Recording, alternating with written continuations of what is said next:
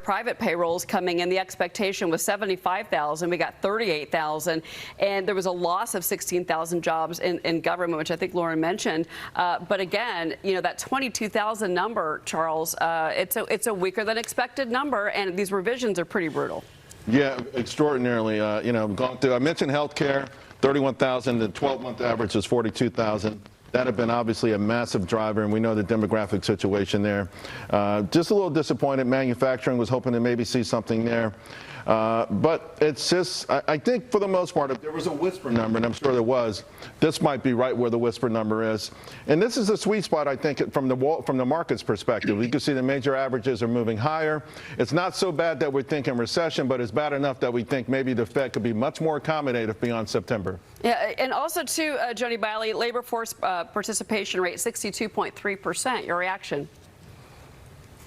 Yeah, so we're not seeing much movement in that number, which is disappointing and surprising, to be honest with you, Cheryl, because we're seeing that there is starting to be some increase in the weekly jobless claims. And so I like to look into that number and say, are we seeing more people say they want to participate in the workforce? I also think this report is a little bit more of the same. The jobs are in healthcare, they're in leisure and hospitality. We've lost jobs again in the professional business service sector. We've lost jobs in this report in the temporary help sector, which is not a good sign. So there's a lot of concern. Even though the private payroll number is 38,000, that is still a pretty weak number. And Jessica, it's of note that Donald Trump handed over 2.4% inflation. Joe Biden skyrocketed it to 8.1%. What's most and you touted the jobs report last week. 919,000 jobs evaporated, and it was Joe Biden's higher numbers on a monthly basis right, than Donald Trump. $2,400 extra. You're yelling. You just crosstalk doesn't change the data. 919,000 jobs evaporated, and it began on Joe Biden's watch. Trump's economy sucks. Last month, the jobs report was so bad that Donald Trump felt compelled to fire the head of the Bureau of Labor Statistics to distract from how bad the report was. This month, the report was equally horrible because it turns out when you fire the head of BLS, that doesn't actually change the rules of math. And as Chairman Aguilar said, unemployment increased and jobs wildly missed expectations in terms of job growth. You then have inflation continue to rise, and you had core CPI last month being quite high, and then certain categories within the economy even exceeding inflation, such as electricity prices. And then you add to that what we learned this week, that the New York Fed survey of worker confidence in getting a new job was the lowest ever in the history of its survey. Now is exactly the wrong time to increase healthcare costs, and that's what Trump and Republicans are doing.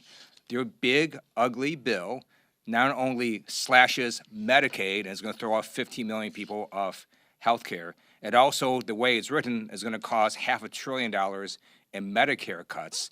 And then in addition, ACA premiums are going to rise. And then everyone's employer-based premiums are also going to rise because of the massive cuts to health care across the board.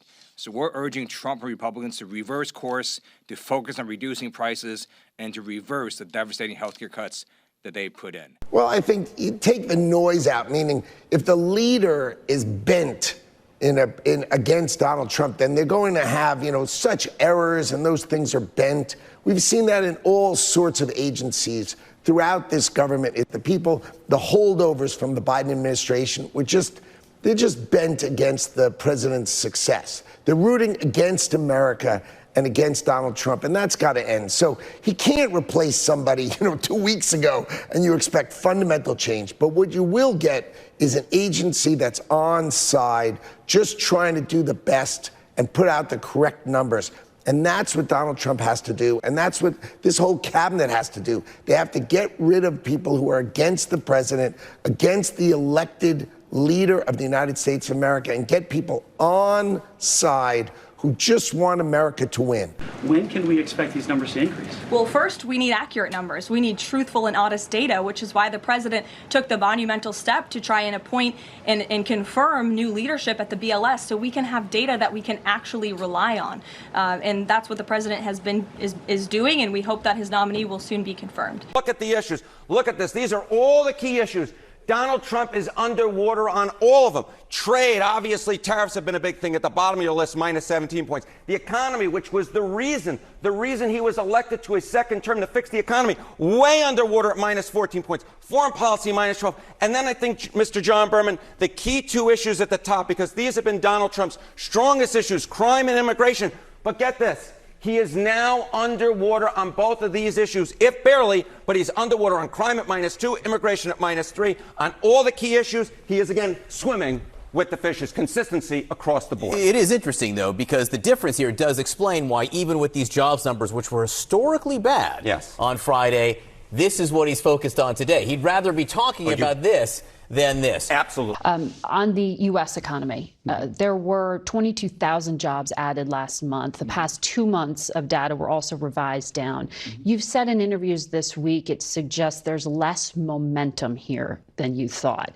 Has job creation stalled, and should the Federal Reserve be concerned about the jobs picture? Right. Well, first of all, the interesting thing about the jobs numbers, right, is that they had the biggest revisions in 50 years over the summer. And we came in with 22,000 in August.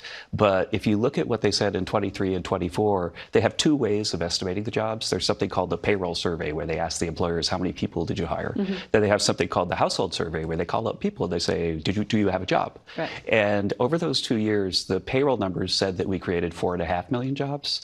And the household survey said about 2 million fewer, about 2.5 million jobs. And they should have the same answer. And so for August, for example, the payroll survey said 22,000 and the household survey said 288,000. And so I think that what's going on is that these old-fashioned ways of surveying, like I wonder if you've ever gotten a survey in the mail and filled it out and mailed it back in. Maybe you have, but I think that that's the way they're trying to do it.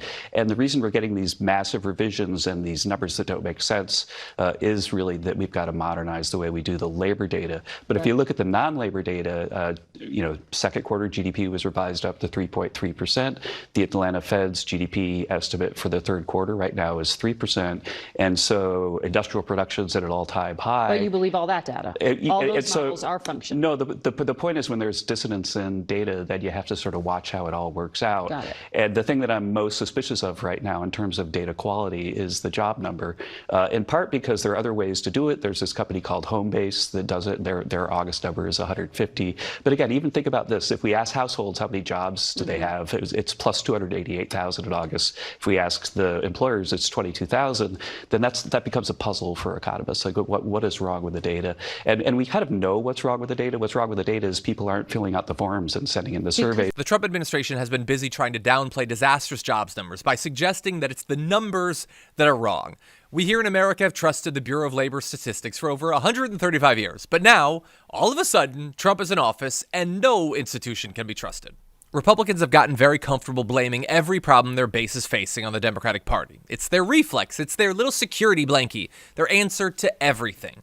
But here we are, more than 200 days into Trump's presidency, and things are looking incredibly bleak. The promises haven't materialized, the cracks are widening, and the excuses are running out.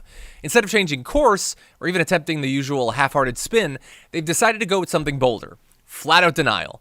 Any evidence that things aren't working? Doesn't exist. Any facts that contradict these narratives? Fake news.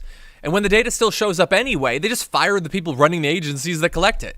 It's the kind of logic that only makes sense if you've never had to face real consequences.